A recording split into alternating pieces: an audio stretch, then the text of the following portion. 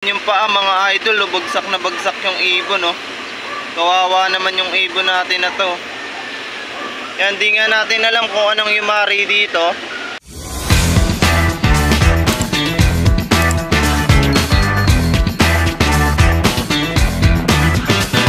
So what's up mga idol, so muli tayo nagbabalik dito sa ating loft. So ayan nga mga idol, may papakita nga ako sa inyo. May nangyari sa mga pang-south natin. So ito nga mga idol, oh. Yan, nilagay muna natin siya dito sa cage na di na natin ginagamit. Ayun, oh. Ayan, isa nga sa pang-south natin mga idol ay may nangyari nga. Di natin alam kung anong yumari dito, pero kung makikita nyo, tanggalin muna natin yung pagkain. Ayan, medyo madami lang yung cage na pinalagyan natin. Ayan yung ibon mga idol, oh. So yung ibon na to ay anak nga ni Mata. So kung matatandaan nyo sa last vlog natin, yung umuwi nga na may tama. So ayan yung anak niya. Ayan yung paa mga idol, oh. Bagsak na bagsak yung ibon, oh. Kawawa naman yung ibon natin na to. Yan, di nga natin alam kung anong yumari dito. So nakaraan, ganyan na yung paa niya, nakalaylay. Nakita na lang natin. Tapos yung katawan niya, ayan, kung makikita nyo yung katawan niya, may kagat-kagat nga mga idol. Di natin alam kung anong yumari dito, dahil nasa flyers loop naman natin to. Kasi kung pusa to, ay ubos na to mga idol. Ayan nga yung ibon mga idol, hirap na hirap nga tumayo dahil isa nga lang yung paa na ginagamit niya. Ayun yung likod nyo. Ayun, oh, puro kagat. Kung makikita nyo, puro sugat na nga siya. Kawawa naman tong ibon na to. 6 lang yung pang south natin. Ayan, nabawasan pa. Di natin alam kung ikakal natin to dahil malala nga yung tama niya.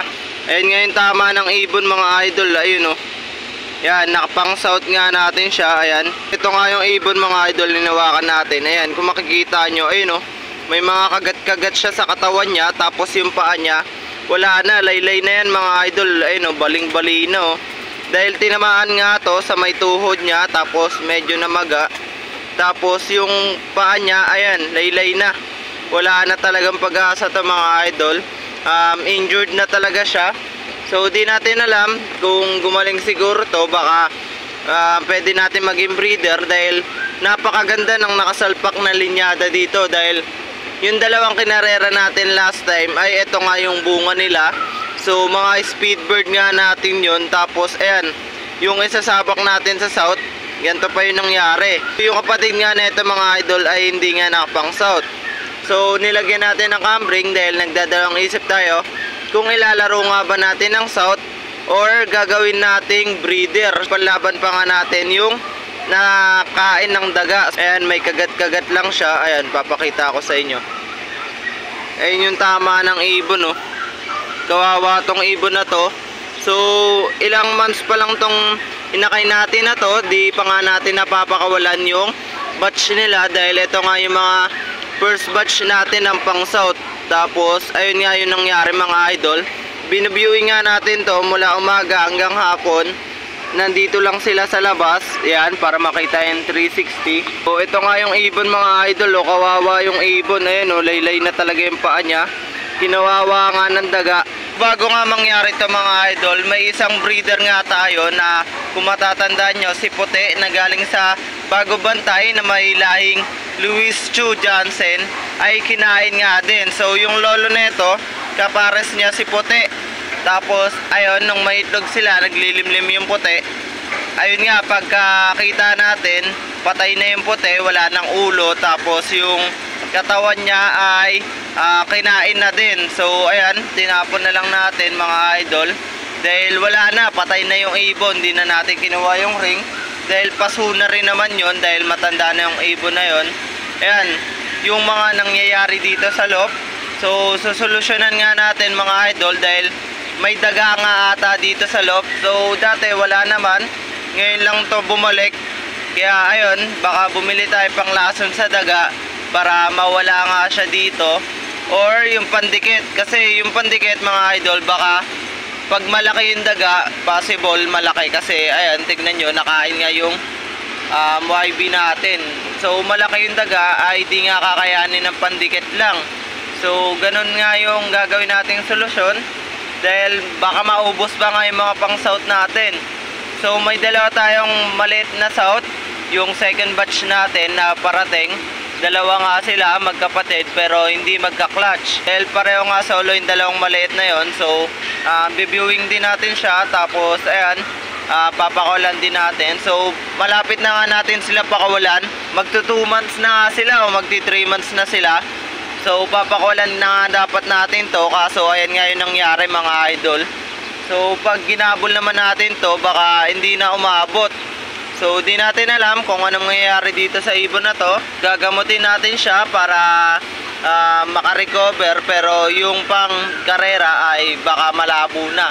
So bawas na talaga tayo ng pang south natin. So ayan nga yung mga nangyayari dito sa loob habang hindi tayo nag-update sa YouTube nga natin. So napakalala ng sinapit ng ibon natin na to. So sana wala nang sumunod na pang south natin dahil paubos na nga yung ibon natin mga idol. So magpo-focus nga sana tayo sa south, kaso ito yung nangyari. Pero wala naman tayong magagawa mga idol. Nangyari na ang nangyari, wala na tayong magagawa. Ang magagawa na lang natin ay gamutin tong ibon na to. So abangan natin mga idol kung makaka-recover pa nga ba to, dahil sobrang lalanga ng sinapit ng ibon na to. Baka yung kapatid na lang niya ang ikarera natin, dahil sayang nga mga idol. Paggustuhan nga natin dito sa ibon na to, kung makikita nyo yung pakpak niya, ayan, yung pakpak niya ay kulubot-kulubot. So ngayon lang tayo naka-experience ng laing ganyan, dahil magkapatid nga sila, parehong ganyan. So ayan nga yung ibon, oh. Sobrang hirap na yung ibon mga idol. So solusyonan na muna natin yung daga nga dito sa loob. Tapos ayan nga yung ibon, di natin alam kung anong mangyayari dito, pero susubukan natin gamutin to at para maging breeder na lang. Pero parang di na kaya ng ibon na to dahil ayan nga, oh, sobrang hirap na hirap nga to. Nandito nga mga idol sa flyer slope natin. So yung mga natitirang YB na lang natin dito, ayan, yung checkered natin, yung anak ni pula. Tapos ito, medyo against the light lang mga idol, ayan, oh. Ayan, tapos anak ni Grizzle, nandito pa rin naman. Tapos ito nga yung nestmate ng kinagat ng daga nga mga idol, ayan, medyo against the light lang. Kanina pag akyat natin dito ay dito nga nakapatong yung ibon na yon. So dito nakapatong yung ibon, tapos nakalaylay yung paa, tumutulo yung dugo mga idol. So di natin alam kung anong nangyari sa ibon na yon. Ang tatlo na nga lang sila yung naka-NDR dito. Tapos may dalawa pa tayong hinihintay na YB. So may dalawang maliit pa tayo na sinuksukan kahapon. May sinuksukan akong isa. Tapos yung isa ay medyo malaki-laki na naman.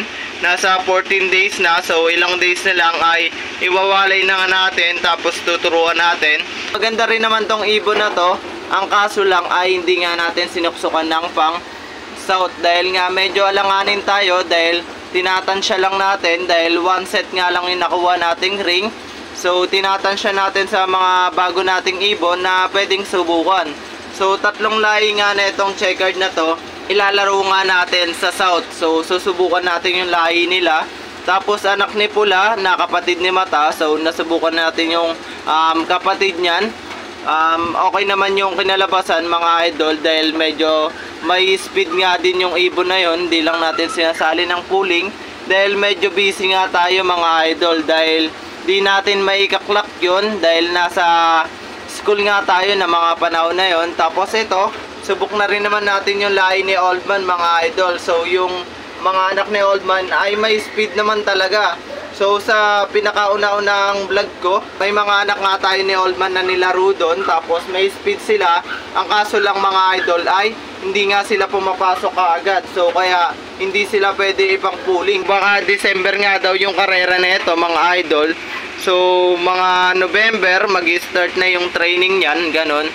So matagal-tagal pa naman yung preparasyon natin para sa mga ibon natin na to, dahil sobrang bata pa nga na mga inakay natin na to. So ayan, susubukan nga natin sila nang sa ganon ay makita natin yung resulta. Sana ito na talaga yon, dahil gulo nga tayo nakaraan. So sana bigyan tayo ng Panginoon ng swerte at makapagpauwi tayo ng 667 kilometers.